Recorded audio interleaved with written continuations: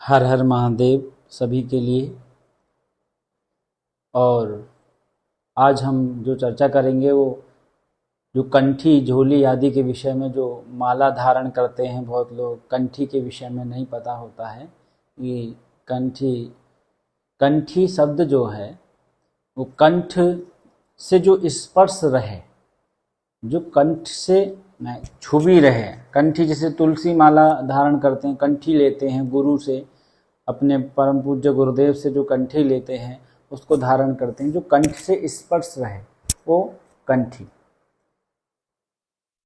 वो उस अशुद्ध नहीं माना जाता है उसको। वे कंठ से स्पर्श रहने पर आप हमेशा उसको निरंतर पहन सकते हैं, उसमें कोई दोष नहीं होता। और जैसे आप बड़ी बड़ी मालाएं हैं तो उनमें शयन के समय अथवा शुचिता के समय जब आप शौच आदि क्रिया के लिए जाते हैं तो उस समय उनका निषेध होता है, उनको धारण करके नहीं जाना चाहिए। बहुत प्रश्न ऐसे मन में आते हैं कि रुद्राक्ष धारण करना चाहिए, किनको करना चाहिए, नहीं करना चाहिए। ऐसा नहीं है, वो भगवान सांब सदा शिव का प्रतीक है। और शिव पुराण में भी लिखा हुआ है कि महिलाएं जो हैं, माताएं बहनें हैं, वे भी रुद्राक्ष को धारण कर सकती हैं। लेकिन जो रुद्राक्ष आप धारण करते हैं उससे जप नहीं करना चाहिए। जप करने के लिए अलग ही आपके पास झोली माला होनी चाहिए। जो जप करने की माला है उसे ऐसे खुंटी पर नहीं टांगना चाहिए कि कहीं पर भी टांग दिए उस माला को, तो उससे भी बड़ा दोष लगता है, पुण्य क्षीण होता है। तो उस माला को हमेशा किसी कपड़े में या गौमुखी जो आती है कपड़े की बनी हुई, जिसमें हम माला रख करके जप करते हैं निरंतर, तो उसके अंदर ही रख करके छिपा के माला को रखें, पूजा घर में रखें अथवा कहीं। लेकिन ऐसे टांगना नहीं है कहीं पे, जैसे टांग देते हैं माला को, केवल खाली माला को जप किए और किसी ऐसी जगह पे टांग दिए, तो वो शास्त्र के अनुसार उसको ऐसा नहीं करना चाहिए हमें। और इस माला ना रहने पर क्या करना चाहिए, तो उसमें करमाला का विधान आता है शास्त्रों के अनुसार, जो उंगलियों पे किया जाता है। और वो करमाला की विधि जान करके ही करमाला करके अपने 108 मन का जो मोती जो हैं उनकी संख्या को पूरा करें। जैसे कई बार निरंतरता में आपको जप करना है तो या तो 27 बार का नियम लें, या 54 का लें, या 108 का लें।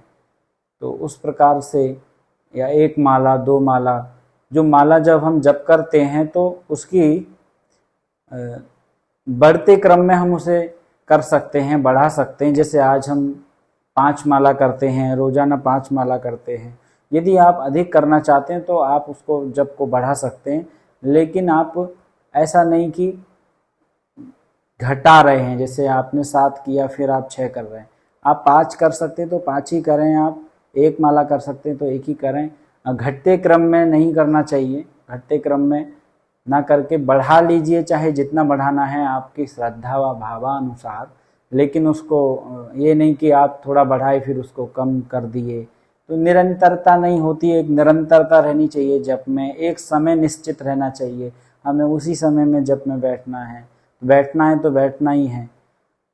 अभी एक हमारे पास भक्त आए हुए थे, तो हमने एक उनकी बड़ी अच्छी एक आदत देखी उनकी, जो हम आपको बता रहे हैं। वे भी इस वीडियो को सुनेंगे क्योंकि उन्होंने भी हमारे चैनल को सब्सक्राइब कर रखा है, वे दुबई में रहते हैं। तो वो जब हमारे पास अभी आए थे तो हमने ये देखा कि वो 7 बजे करेक्ट उनका मोबाइल बोलने लग जाता था, यानी जप के लिए बोलने लग जाता था कि जप करना है। यानी जिस मंत्र का वे जप करते थे तो उनकी ही आवाज़ में वो मंत्र रिकॉर्ड करके उस अलार्म जो 7 बजे बजना होता था उसमें वो अलार्म सेट था, और जैसे ही 7 बजते थे तो उनका वह अलार्म बजना शुरू हो जाता था और उन्हें बिल्कुल पता चल जाता था कि अभी तुरंत हमको जप करने बैठना है। और हम भी उनके उस समय को विक्षेप ना करके हम भी अपने यही कहते थे कि आप अपना जप कर लो, क्योंकि एक समय है, वो वहाँ रह करके भी अपने निरंतरता को नहीं छोड़ रहे हैं। एक निरंतरता, एक समय हमें किस समय मतलब निरंतरता से जप करना ही करना है। हमारे यहाँ मतलब कभी 5 बजे बैठ रहे हैं, कभी नहीं बैठ रहे हैं, कभी 7 बजे, कभी 8 बजे। वैसे शास्त्रों के अनुसार कार्य का लोप नहीं होना चाहिए, मतलब काल का लोप हो जाए, कर्म का लोप नहीं होना चाहिए। जैसे यानी जो कर्म है हमारा, जैसे संध्या बंधन कर्म है, त्रिकाल संध्या है हमारा, तो वो हमें करना ही है, चाहे हम लेट हो जाएं। लेकिन सबसे अच्छा है कि वे समय पे ही हो। मान लो 6 बजे आप करते हैं तो 6 बजे आप करिए। यदि आप कभी लेट भी हो जाते हैं किसी कारण से तो कोई बात नहीं, उसका कोई दोष नहीं। इसमें ऐसा भी नहीं करना चाहिए कि 7 बजे हम करते थे रोजाना, आज तो वही 7:30 बज गए हैं तो नहीं करेंगे अब, ऐसा नहीं। काल का लोप हो जाए, कर्म का लोप नहीं होना चाहिए। शास्त्र का निर्देश यही है हमको। और निरंतरता से, एकाग्रता से जप करना चाहिए।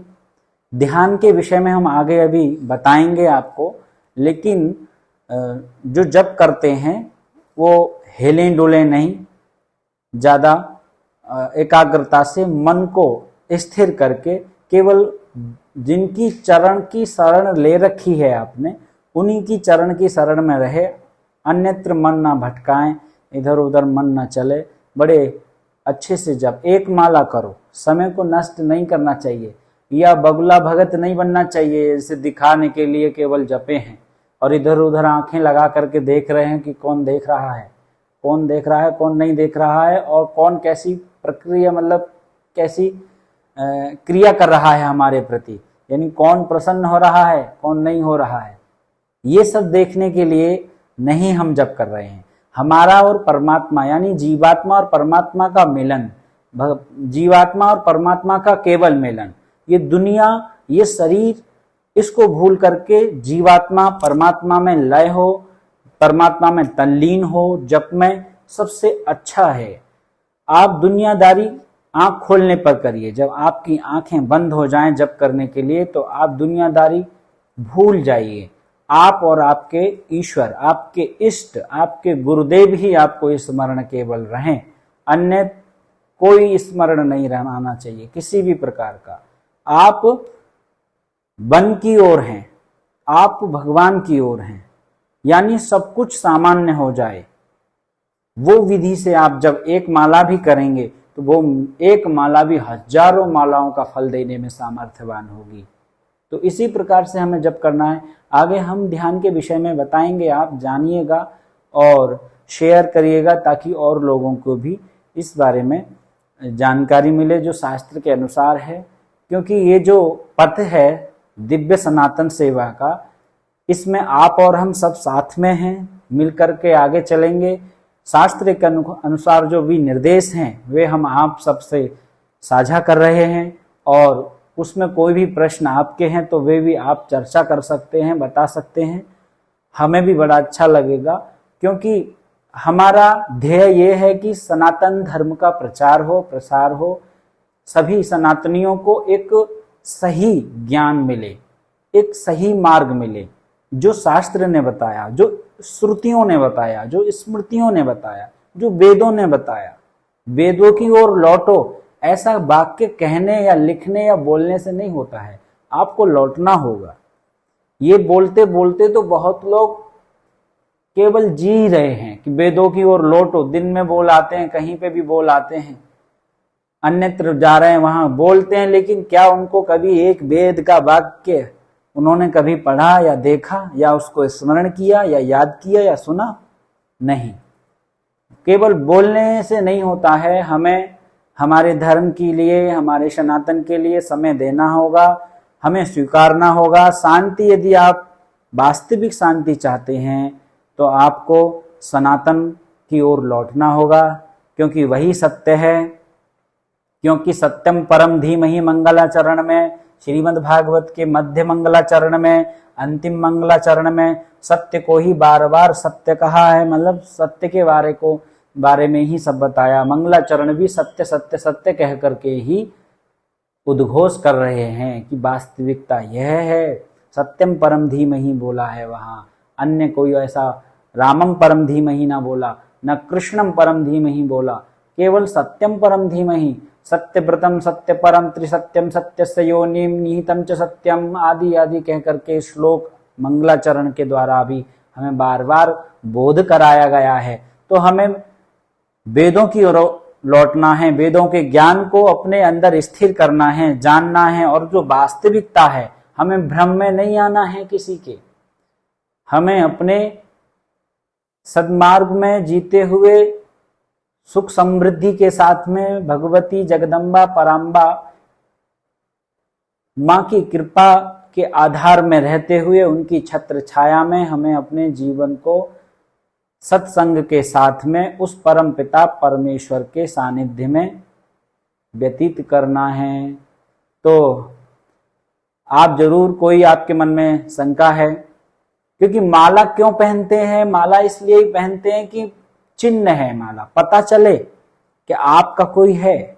जब यह पता चल जाता है कि आपका कोई है, तो आपकी ओर देखने में भी कई बार सोचेगा। वो अकेला देख करके तो कोई भी कुछ भी कहने लगेगा, लेकिन जैसे आपने गाय देखी होगी, गौ माता कई बार ऐसे खुली घूम रही हैं और कई बार बंधी रहती हैं, या फिर उनके गले में कुछ सुंदर सी माला लगी रहती है। तो जब माला लगी रहती है गौ माता के, तो आपको पता है इनका कोई मालिक है या फिर किसी की संरक्षण में ये हैं।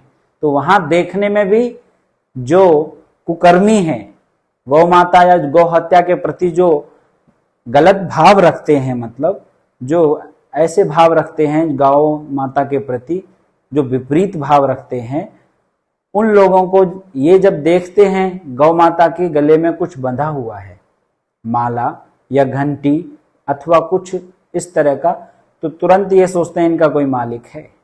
और जिनके नहीं बंधा रहता है, इधर उधर अपना चरती हैं, विचरण करती हैं, तो उनके प्रति अलग भाव रहता है। ऐसे ही हम सबको भी जब हम रुद्राक्ष और माला धारण करते हैं, तो हमको देख करके भी ये जरूर बोध हो जाता है अगले आदमी को, अगले व्यक्ति को, कि इनका भी कोई ईश्वर है, वो उनकी ओर ध्यान दे रहा है, ये उनके उपासक हैं, ये हैं, इनका कोई मालिक है, यानी इनका कोई परमपिता परमेश्वर जिसको ये निरंतर भजते हैं, इनके कोई इष्ट हैं। तो ये बोध कराने के लिए वो संरक्षण रहता है उन परमपिता परमेश्वर का, यानी जो जिस प्रकार से जिनकी भी आराधना करते हैं। तो आपका कोई प्रश्न है यदि किसी भी प्रकार का धार्मिक, तो आप जरूर कमेंट बॉक्स में लिख करके हमें बताएंगे, तो हम आपको जरूर पूरा शास्त्रों के अनुसार कोशिश करेंगे कि आपको उसका सुलभ उत्तर मिले। हर हर महादेव।